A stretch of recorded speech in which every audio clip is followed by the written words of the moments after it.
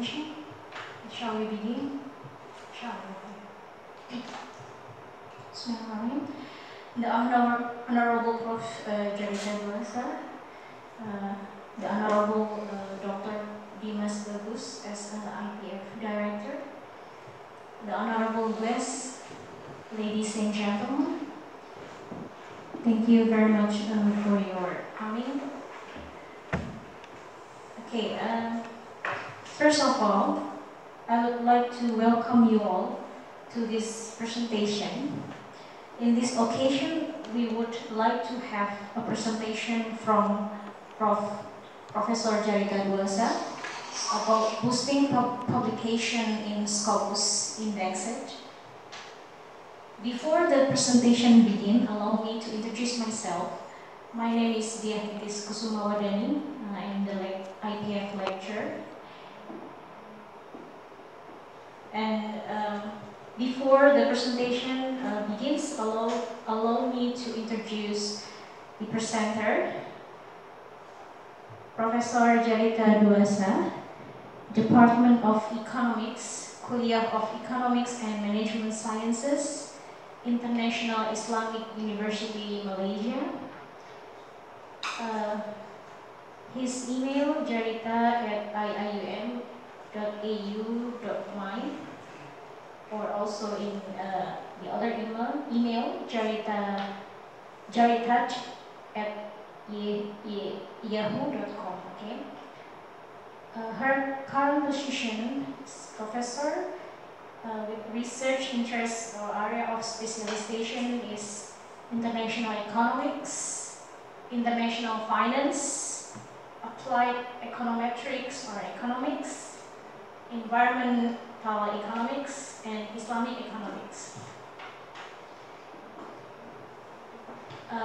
Her academic background: University of Sheffield, United Kingdom, Doctor of Philosophy, PhD in Economics, International Islamic University, Malaysia, in Malaysia, Master of Economics, MEC, and the University of Waikato, Hamilton, New Zealand, Bachelor of Social Sciences, majoring in Economics and Political Science, College Pengajian Persediaan, ITM, Shah Alam, Selangor, Australian Matriculation Certificate, English Language Certificate, and Sekolah Menengah Majelis Agama Islam, Merliau, Melaka. And professional employment. Now she is in Department of Economics, Kuliyyah of Economics and Management Sciences, International Islamic University, Malaysia, Jalan Gombak, 53100 Kuala Lumpur.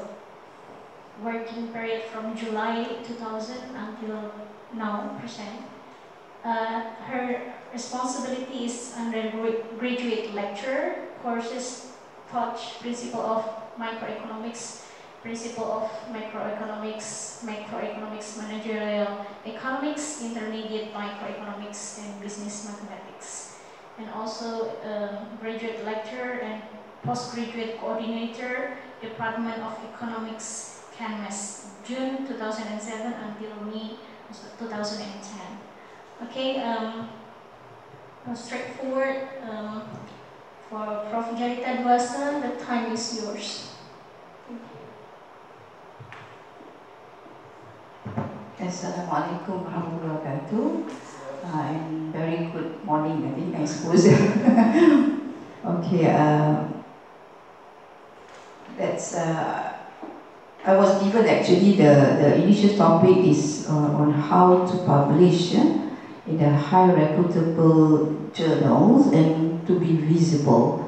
That is the pending title before, and then I saw that now a new topic, but it's somehow related, something to do with how to do publication in a very highly reputable journal. Yeah. I suppose that the audience are lecturers and also students, and I just have a knowledge that most of the undergraduate students in this faculty, suppose, especially in economics and also in other areas, they are also doing research, which is very good. Unlike in my university, in our Kuliyyah, the final year student, the bachelor student are not supposed to do, not compulsory, it's not supposed, but it's not compulsory to do any research. It's just that it's an alternative for them is to do practical training to prepare them for the works in the future. Okay, but in my opinion, I find that actually exposed to research is somehow very important, especially for those who are interested to further study, at master's level and PhD level, because I found that not all students can do research properly, right? So exposing to them by using doing final year project or final year research is somehow very helpful actually. And I find that this university is good in implementing that. Okay, and in fact, when I went to conferences, many conferences, I have experience meeting Indonesian students presenting paper. They're very encouraged to do that. Even though they are just a final year student, bachelor level, not even at master's or PhD level. So somehow I find that it's very helpful actually, and in fact it will actually contribute more to the R&D of the economy and also for publication. Okay, so without further ado, I will just go through the outline of what I'm going to present today. Hopefully it will be beneficial for all of you who would like to do research. I will start with the introduction. And we'll go through the what are the principles in writing, especially in research writing, especially papers writing, stages of economic research, and how to get published in general. And nowadays we know that being a lecturer, you are not supposed to just publish in any journal, but there must be a very good journal. High index journal, potential journal, which is high ranking journal. So I'll try to give some criteria of how to publish paper in this particular journal. And beside that, another KPI of all academic staff is to be cited by others. This is also another requirement, which is very important for the impact factor, because whenever what you do, we need to say that there must be some impact to the society, to other people. So this is where we always look at citation, whether people cite your work or not. So I will also try to discuss on that, on how to increase the citation rate and other tips for publication of high impact paper. Okay, I'll start with the definition of research, because sometimes people might not know the difference between research and reports. Sometimes you might write a report which is not actually searching a new knowledge. Okay? Whereas research is something that we try to do the process of searching something which is new. So this is what we call research. And basically there must be some, what we call it, systematic way on how to write papers in a research paper. And there also sometimes we have what we call it empirical and critical investigation in order to write a paper that try to solve some problem. Basically why we do research is to try to solve the problems. Either it's economic problem or social problem, etc. So this is a definition of research. And in summary, what we can say is that research is a very proper or orderly way to obtain new knowledge. Okay, and its activity is related to obtain, analyze information or data to solve the problem. Finally, we must solve the problem from our research finding. So this is must be an output of our research. And in terms of social science, because I think most of us are in social science and economic research, This is basically one discipline in social science, especially economics, where we could do research in many areas, such as like macroeconomics, microeconomics, politics, sometimes related with economics, resources and agriculture, health economy, etc. So you can explore many areas in economics actually. Okay, it's just that the way of how to do research or to write papers is that to know whether your papers, your research, is it a fundamental research or applied research. There are two types of economic research. It could be basic research or fundamental, or the other one is application, applied research. Okay, basic research or fundamental research is basically creation of knowledge. You create knowledge. You study basically on theory. You develop theory, you construct data, you get empirical data to construct theory or developing the theory. And at the end, you evaluate the theory using the data. Okay, so you are developing theory. But the other one is applied. This type of basic research, they are not solving problem. They are just developing theory, basically. But the second one is the one that people are now involved with. Many economists, many researchers, if they want to publish paper very easily, they normally use this type of research, applied research. Okay, meaning to say you are doing research to solve the problem. Because at the end, people want to see that how you solve the problem. Policy recommendation, in other words. This is a very important research in economics. In this type of research, is concerned on finding solution, to practical problems and put this solution into works. So actually, we didn't say that applied is more important than basic. They are both complement each other actually, because when you want to do applied research, you also need theory, right? So they are complementing each other. Both are very important. Or for example, if you want to do application, applied research, at the end, you also want to make sure that it's complete the theory or not. So they are actually, both are needed in both research actually. You cannot just concentrate in one areas. In fact, applied research in economics also, they must have a fundamental theory. You must have a theoretical framework. That's what we call it, theoretical framework. So both types of research complement each other.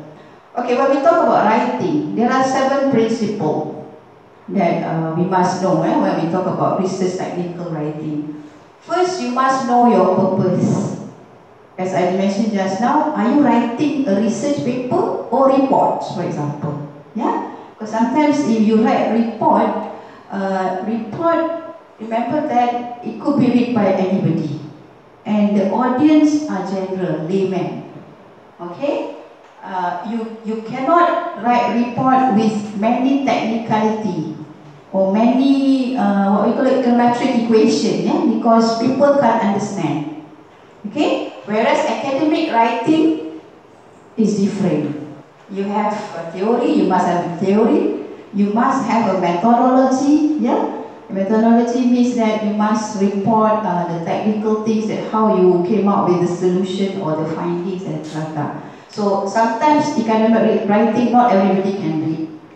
Okay, the layman cannot read, because many jargon which cannot be understood. So report is totally different from academic writing, because some lecturers, we find that academicians, they involved with, let's say, WTO, they have to write reports. Whereas these reports, if in terms of promotion, we did not count. We didn't count it as a writing, a paper. There is no point for that. So in some university, they don't count it as one of your KPI because it's just report writing. It's not publication, formal or academic publication. So this is very important. You must know your purpose. Your audience, as I mentioned just now, who you will read your paper.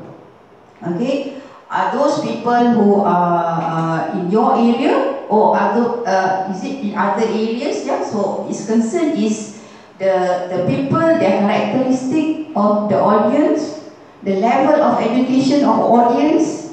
Are they a school teacher, or are they university lecturers, or are they just normal people outside there? Okay, so you must know who you will read your writing. Okay, so you must able to communicate based on their level. Yeah. So without knowing their level, it's very difficult for you to convey the information, the knowledge. Yeah? So that is number 2. Choose and organize your content. Okay, meaning to say that organization of your people must be very good. You must have a purpose. Yeah. You must have a very good, you must know who are your audience. Yeah.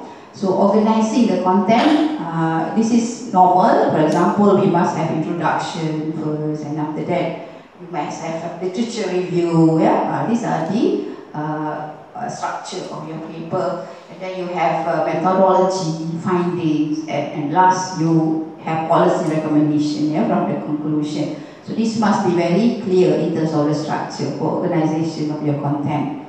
And number 4, you must also write clearly and precisely. I don't like to read papers who are very long, where at the end I'm so bored, I didn't know what it's about. And at last I will just look at the summarization or abstracts. You don't want that to happen to your paper. Yeah, because otherwise you will be very sad that knowing that people are not reading your paper, just look at the abstract. Okay, so your paper, normally paper there's a limitation of the pages. Some of the publisher they limit the pages or the words, how many words. Okay, normally it's about 20,000, something like that. Yeah, cannot be more than that. And in fact, I got sometimes long paper, I have to cut so many things. Okay, but when you're cutting the paragraph, make sure that you are able to summarize everything so that everything can be conveyed within few paragraphs. So that is very important. Write clearly and precisely. When I say precisely, sometimes you use a good sentences, short and precise. Don't be too long, and sometimes what we call it flowering sentences. So go straight to the point, because this is academic writing. We are not talking about storytelling. This is academic writing. We just want to deliver what we were doing precisely. Use good page design. This is very important, because sometimes you find a paper all text, all sentence. No figure, no table. So sometimes it's very difficult for reviewer, especially the reviewer. Because reviewer, they would like to just, scan the paper. And from the table, actually they already know what you are trying to say. Especially figures and tables. Yeah, so use this design very good, in order to deliver your convey your information, okay, especially the layouts and also the use of figures. This is page design means layout. Also the headings, you got good headings, the title of your figures, the title of your tables, and in fact the spacing also matters, because if the spacing is very close, it's not easy to read. So this is also important, the design and also the graph. As I mentioned just now, think visually, try to use data, tables, graph. And lastly, very important to write ethically, meaning to say, my students always have the problem of this. Why? Because sometimes they do, say, for example, a regression, they do a methodology, they came up with the result, which are not significant. And they are trying to sort of like influence the reader that, okay, this variable, even though it's not significant, but it's positive sign, negative sign, if it's not significant, no need for you to explain. It's not contributing to to the result, basically.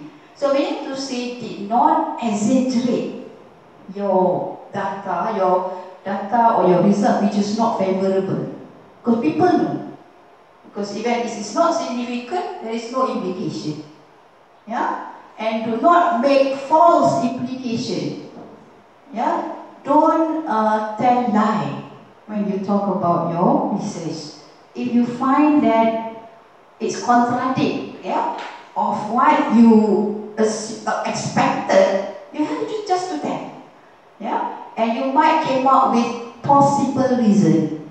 Not the real reason, right? You didn't know what's the reason, right? But a possible reason. Yeah? But did not make a false implication or false statement. Because when people know that it's lie, it's bad on you. Yeah? People did not trust. So this is very important in what we call it, writing. You must write ethically. Yeah, this is what we call ethical writing. And also did not plagiarize. This is normal. We always advise our students, did not plagiarize. Don't copy paste from other people's work. If you copy, you quote, cite. Yeah? Okay, even sometimes we also do some talk and so on, and you refer to it, we still write a name and years, a publication, because it's not your idea, it's other people's idea. Yeah, because this is very important in publication. Yeah, that is technical writing. Okay, this I just give you a status of economic research. Of course, the first thing that we must start is by having a formulation of research problem, statement problem. Because sometimes people do research where there is no problems actually there. You are just doing what other people are doing. Students is always like that. They are very lazy to read literature. They thought that, oh, there is no people are doing this research. Yeah? So they didn't do research. And later on they came out, hey, these people already done the research. So make sure that you have a research gap. Yeah, you know research gap, right? Yeah? The research problem, statement problem. Because from this statement problem, you are highlighting that how to close the gap, how to solve the problem. Yeah? Because without that, there is no point for you to do research. Okay, and how to get this statement, problem statement? Of course, you have to read. This is where the literature review is always important.